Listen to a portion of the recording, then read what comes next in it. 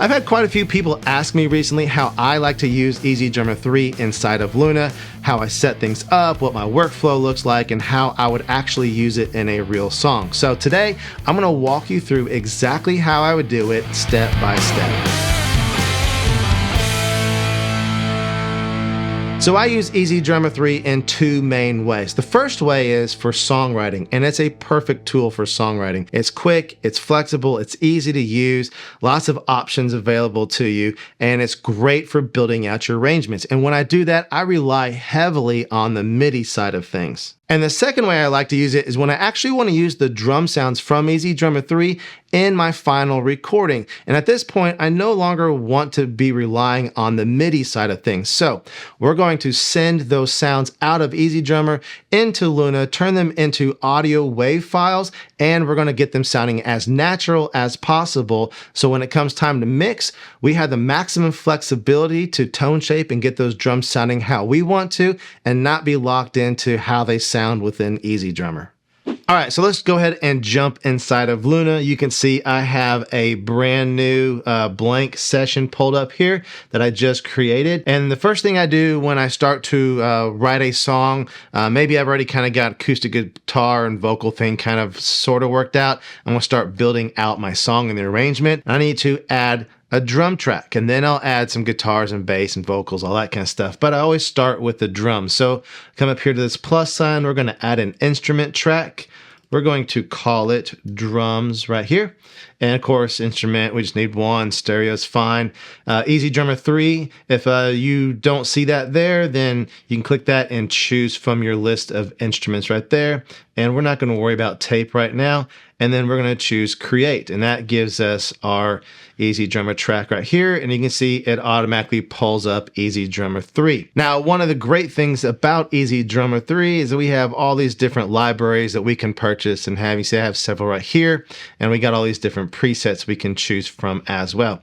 However, for today, we're just going to be using the standard initial default drum kit that opens up inside of EZDrummer 3 because we all have that. So we're going to work with that today. And as we're going through this, we're going to be using the drum view here. We're going to be using this grooves view, grid editor, mixer, and we're not going to worry about Bandmate at all because we're not going to be using that. Now, while we're going to be doing a lot of things inside of EZDrummer here, it's worth noting that this is not going to be like a full-on how to use EZDrummer 3 tutorial. That would just take way too long. So if you'd like to see in-depth videos about all the different features inside of EZDrummer 3 and how to use them and make great drum tracks with them, let me know in the comments down below. All right, now the first thing I always do with an EZDrummer, whether I'm writing a song or I'm going to record a song with EZDrummer 3, is I come over here to the Grooves tab, and then I choose EZDrummer 2 because I have all the MIDI grooves from EZDrummer 2. I've been using EZDrummer for quite a long time. I choose right here in the extras, they have intros and count-ins, straight 4/4, if our song's gonna be 4/4, and then I drag two of these ins, and I give myself 2 bars of a count in before the drums start playing or before I need to start recording my guitars or whatever it is. That just gives me time after I hit record to kind of settle in, you know, grab my guitar, make sure if I'm acoustic guitars, I'm lined up with the microphone, all that kind of stuff. It just gives me a little bit of time to do that. Now, it's quite possible you don't have EZDrummer 2 and you only have EZDrummer 3, and you can still do this as well very easily. So we're going to highlight those and choose delete to get rid of those. Now you can come up to the grid editor right here. We're going to click on this pencil, and then on the hi-hat, we just add some hi-hats in.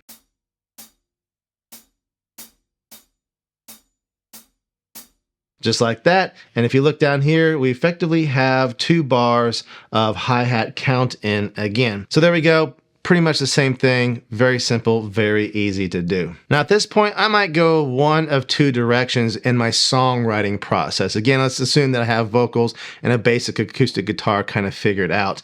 And if I know kind of what the drum beat I want to have for my song in general is, I'll come to the Grooves tab here and try to find something that lines up with that. You can use tap to find right here to kind of filter out. Maybe you kind of just want to poke around and see what's in here, get some inspiration or just try some things out. Those are all options that you can do. But honestly, a lot of times what I do is I just look for the blandest, straightest, 4/4 drum beat that I have, assuming the song's in 4/4. And you can do that right here, EZDrummer 3 at the pop rock singer-songwriter, straight 4/4, scroll down to steady 8s right here, choose verse, and this first one right here is just straight 4/4. And I would grab that and drag one of those in right here. Now, the reason I do this is a lot of times if I don't know exactly the drum beat or feel that I want for my song, this really straight 4/4 allows me to kind of come up with my electric guitar parts and my bass parts and stuff like that, and not be heavily influenced by the rhythm of the drums. Like there's no syncopated kick or any kind of snare syncopation or any double hits or anything like that to influence it. I can kind of use the rhythm of the bass or the guitars and really kind of just play around with whatever I want to do there. And then later on, then I'll go in and tweak the kick drum and the snares and stuff like that to kind of maybe better fit the feel of the rhythm of the guitars and bass, if that makes sense. So from here, what I do, I just copy this right here and I just paste this in a bunch of times. Like I'll do like 5 minutes of just this one drum loop. And what that does is that gives me plenty of runway while I'm working on my arrangement and stuff like that. Cause it's really annoying if you get to like the end of the second chorus and you think I need a bridge here and you start trying to work on a bridge and all of a sudden the drums drop out, right? So just go ahead and put a bunch in there and then I just delete what I don't need later.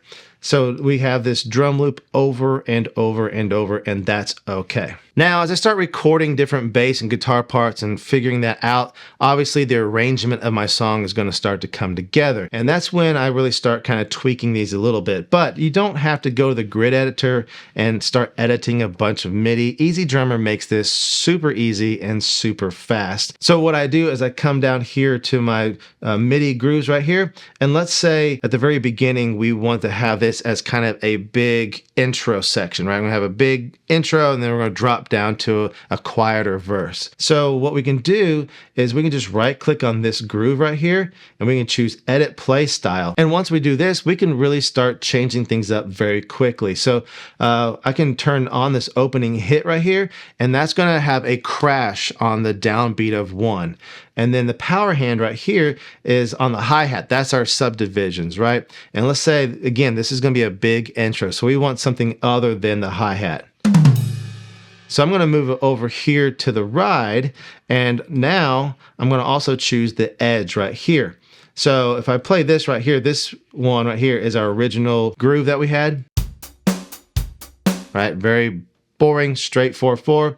But this is what we've changed this one to. So now we got kind of a bigger chorus thing right here, or intro. And then for this first verse right here, let's say that I want to bring things way down. So again, we're going to do an opening hit right here, but I want to have it on this crash over here, just to kind of change things up. And the power hand, we want to keep on the hi-hat, but instead of this closed edge, which is the original play right here, it says closed edge, we're going to tighten that hi-hat up just a little bit right there. And now when we get to that right there,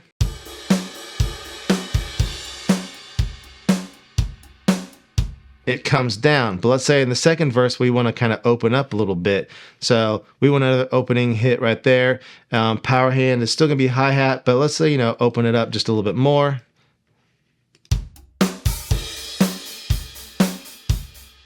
Right, and then we can start tweaking this. So this is maybe our pre-chorus again. We're going to put just on the ride right there. We're going to crash on that opening hit right there. This is a chorus, so we're going to opening hit right there. Again, power hand, we're going to go edge here, and then we're going to copy that one right there. So just delete that and copy. There we go. Now, we kind of have our song structure building out a little bit, but you can see all these look the same for the most part. You can see that it has ride and stuff like that in the name of it. But as far as the organization and the colors, it kind of all runs together. So one thing I really like to do is right click right here, choose song part, and you can start color coding these. So it has built-in color codes. You can make your own as well. So intro right there. This is a verse and this is a verse. That's the color for verse. Say this is our pre-chorus, song part, pre-chorus like this, and song part right here is chorus, And then the next one's also a chorus. So go like this, like that. And then you can see back to verses, all that kind of stuff. Another great thing about doing this, if we close out our edit play style right here, if we come over to the grid editor, you can see right here, these are color coded as well. So all this MIDI, when you don't have that color coded, they all run together. Like bar 27 and 25, where does that pre-chorus start? I don't know. You got to kind of keep looking. These colors right here in the grid editor really make it a lot easier. So for songwriting, these are the tools I mainly use while I'm writing my song. This is basically how I do it. Sometimes if I want a specific tom kind of thing, or I want a specific drum fill or something like that, I will come in here to the grid editor and I'll just plug that in. Not a big deal. It's really easy to do. If I'm looking for some additional inspiration, I'm not sure what I want to do, you can come to grooves right here. And you can just choose this one right here that we started with and use Song Creator right here, or take one of these and just drag it to the Song Creator button right here. And it will actually give you options if you choose song parts right here. So different verse options based on that MIDI that you just dropped in there, pre-choruses, choruses, and stuff like that. And you can test different things out. And then you can start replacing these if you want to, right? But I really don't do that very often.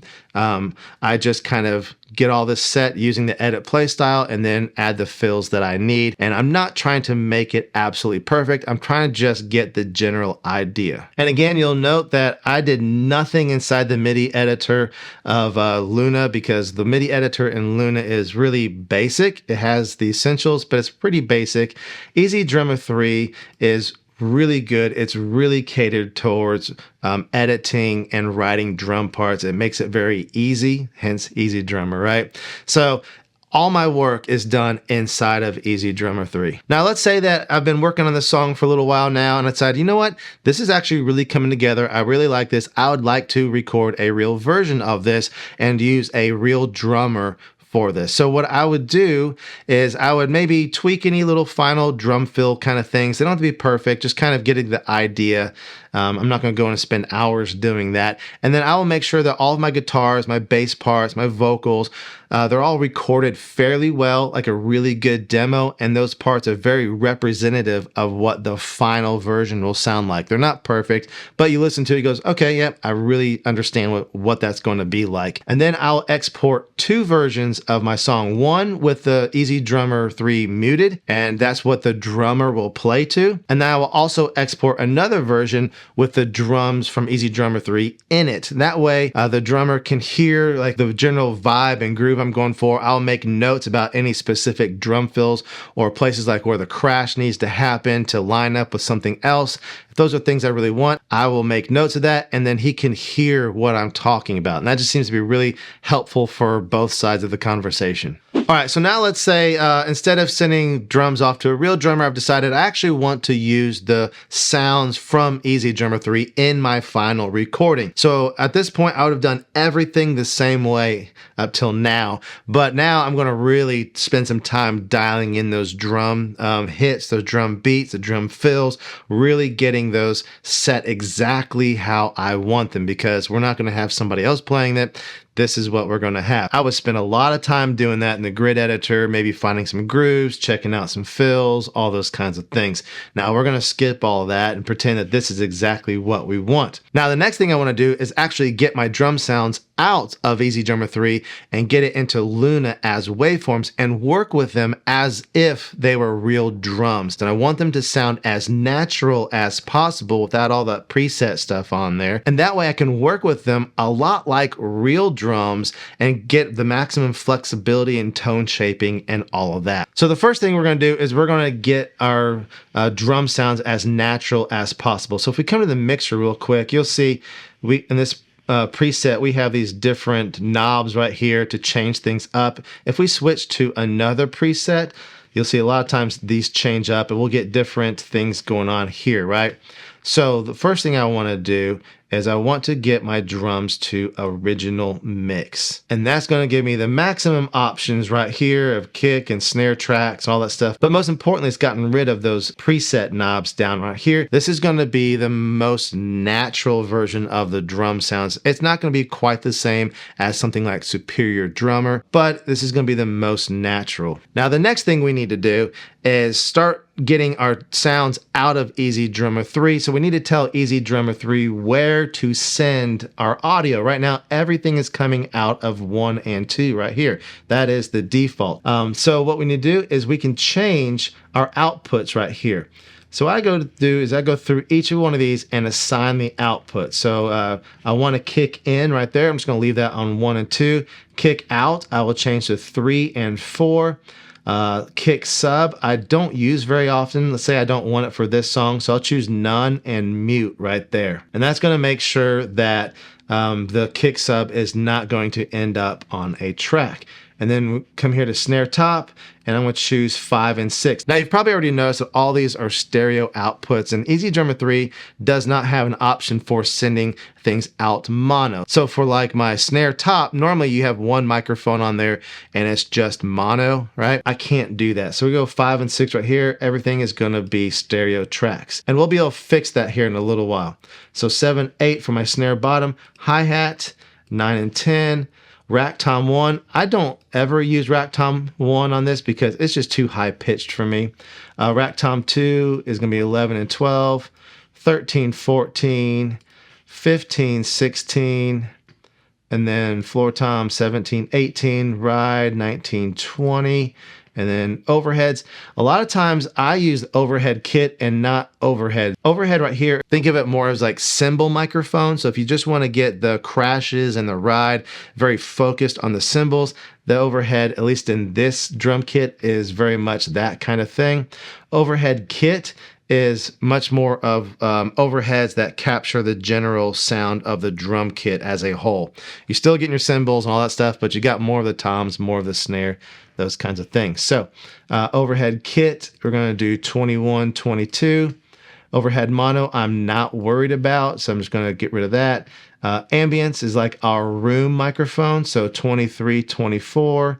Mono, not worried about. I'm going to choose none right there. Crunch, definitely want to use that. That's for nice character on your drum kit.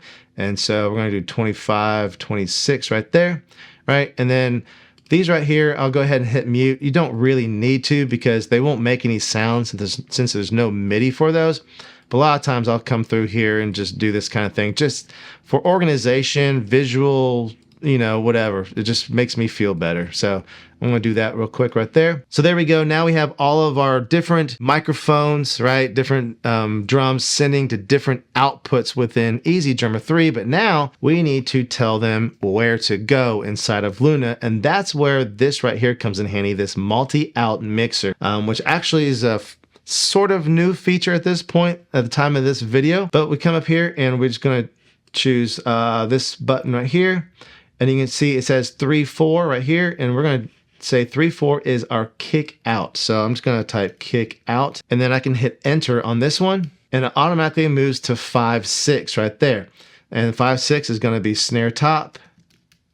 Hit enter. And it automatically moves to 7 and 8. And that's going to be snare bottom. Right, and then we're just going to go through each one of these just like so. 9 and 10 is going to be hi-hat. 11 and 12 is going to be, I'm going to call this one Tom 1. I know it says rack Tom 2 right there, but for me, this is my Tom 1. So I want to label this what I see it as being represented. So then Tom 2, Tom 3, Tom 4, like that. 19 and 20 is my ride. And then 21, 22, I'm going to call that overheads. Not worry about overhead kit. To me, they're just overheads. 23, 24, that's the ambience. I'm going to call that room. And then 25, 26, instead of crunch, I'm going to call that crush because that's just what I like to call it.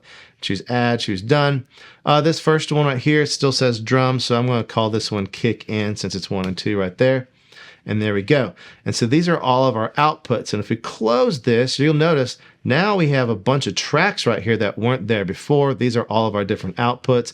If we go to the mixer right here, you can see we have faders for each one of these as well. And now if I hit play right here, you'll see we'll have our meters showing up individually for each one of the drums that are being hit.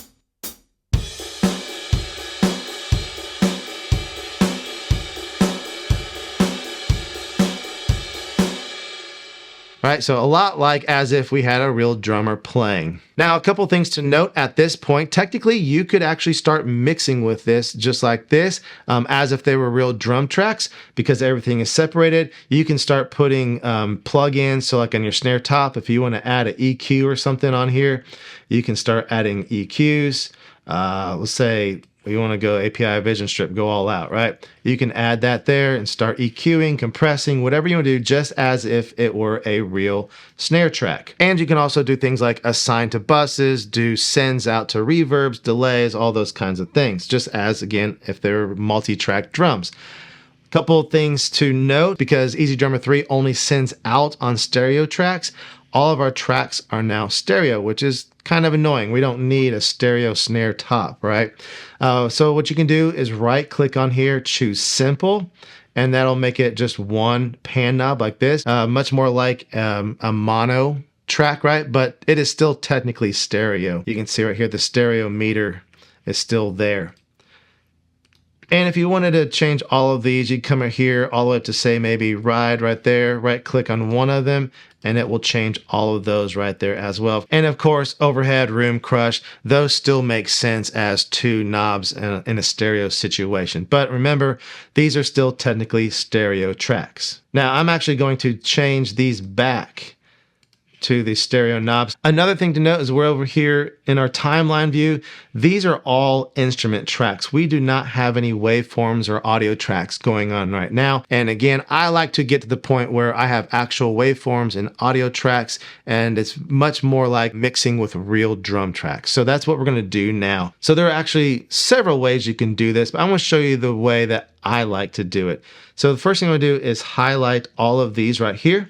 For the drums, make sure all of those are selected. And the next thing you want to do is make sure we have this section up here highlighted for the full duration of the song. It's a little hard to see here because we don't have any like guitars or anything to judge by. But if we go back into EZDrummer 3 right here, you can see our song is exactly 67 measures long. So we need to be at least that long. So that is plenty long right there, but we're going to drag this down to somewhere around here like that. And again, I'm going to select all of these tracks again, and I'm going to come up here to track, and we're going to choose bounce range. And what this is going to do is bounce all this down within that range that was just selected with this blue highlight right here. So we choose bounce range, and it's going to take a few seconds to process and go through all that. And once it's done, you can see it has actually added audio tracks down here below our instrument tracks. So you can see all these right here have actual waveforms. Now, the next thing I want to do is I'm going to get rid of all of these tracks right here. I'm going to highlight those instrument tracks. I'm going to choose Command G to make a group, and we'll just call these drums. Or actually, let's call this EZD for EZDrummer right there. That way we know what that is. I'm going to choose OK. I'm going to mute all these because we want to make sure we don't hear them anymore. And then come over here to our browser, click on one of these little dots, and they're all going to be hidden away, just like so. And now we're left with just our audio versions. We can go back to those MIDI instrument versions if we need to. Like say we messed something up and we didn't realize it. We need to fix a drum fill or something. We can go do that, and we can rebounce everything out if we need to. But I like to hide it away as soon as possible. Okay, so taking a look at our audio tracks here, there's several obvious things. One thing, because of the grooves we use, we don't have any drum fills, we don't have any toms going on right now, so I'm actually just going to delete those. It's like so, to kind of clean those up because we don't need those. Another thing you'll notice is that like this track right here, it has all these gaps and spaces in there. That's fine, but I don't like that visually. It just kind of messes with my head. So just triple click right here, and it's going to select everything in that track, and then I'm going to right click and then choose consolidate, and you'll see it kind of makes everything all nice, one long track like that. Those gaps, as far as the audio, are still there, but visually, it looks a lot better. Then I just go through and I do that for all of these. I like to have my audio start all the way at the beginning. So if I choose consolidate right there, you can see it adds that to the beginning. There we go, like so. And then the hi-hat right here, same thing, right click, consolidate. All right, so now everything is consolidated and it's looking a lot more like real drum tracks. Now, the next thing I do is I want to make these mono tracks, the tracks that are normally mono. If you remember, again, EZDrummer 3 only sends out as stereo. And it's like this kick in would normally be one microphone and it's going to be mono, right? And right now we're stereo. So I want to fix that. So I'm going to select this track right here. I'm going to come up to track and then choose convert to mono right here. And when I do that, it actually creates two versions, a left version and a right version. So I always just delete the right version just because it's the second one. And then I rename this first one back to just kick in like that. There we go. And then I do the same thing for like this one right here. I'll select that, choose track, convert to mono. It makes two of them. Get rid of the right one, double click and kick out, right? And as I do this right here, you can see these are becoming mono tracks right here and no longer have the two pan knobs like that. And the names make sense. And I'm just going to go through and do the rest of these real quick.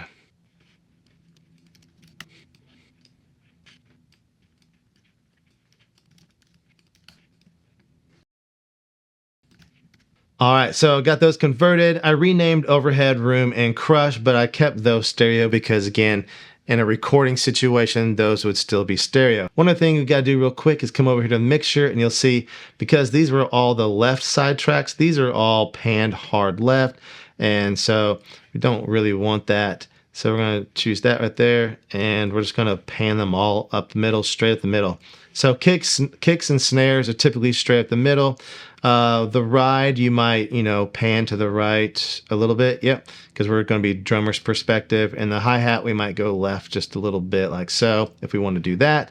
And then these can all remain the same. So there we go. That's all of our audio files right there. They're all made to mono. Everything's ready to go.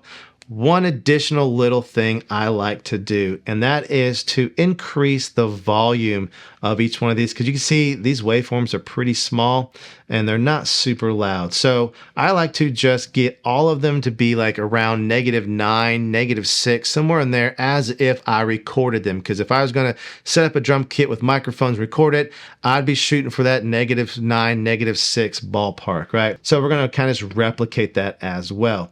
So all I do is I just hit play and I use the clip gain right here to adjust these until I see them hitting somewhere in this ballpark.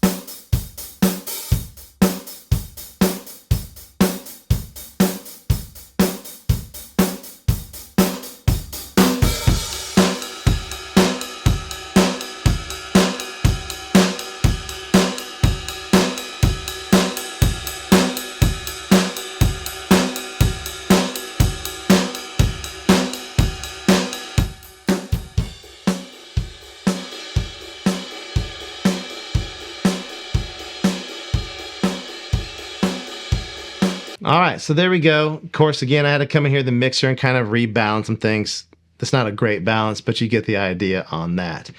So now we have all these different audio files, everything you can work with just as if they were real drums recorded. They're as natural essentially as you can get EZDrummer. We can add our EQ compression, start pushing them in the tonality that we want. And of course, if we selected other drum kit packs, other EZX packs, they're all going to have their own different flavors, different sounds. And we can use that plus get the most natural version and really start kind of creating our own sounds that don't sound like EZDrummer so much. Now, that's how I work with EZDrummer 3 inside of Luna. Again, there's a bunch of other features we could go over. If you want to see more videos about that, let me in the comments down below. Now, we've covered a lot in this video, but if you're still new to Luna, still kind of try to figure some things out, make sure you check out this video right here. I show you everything you need to know in order to record a song inside of Luna. We set up a session, we work with virtual instruments, we record audio, we work with amp sims, we edit MIDI, we edit audio, we do some mixing, we do some mastering, we export it out so we can send it to our friends or put it on Spotify. Otherwise, YouTube thinks you should watch this one right here.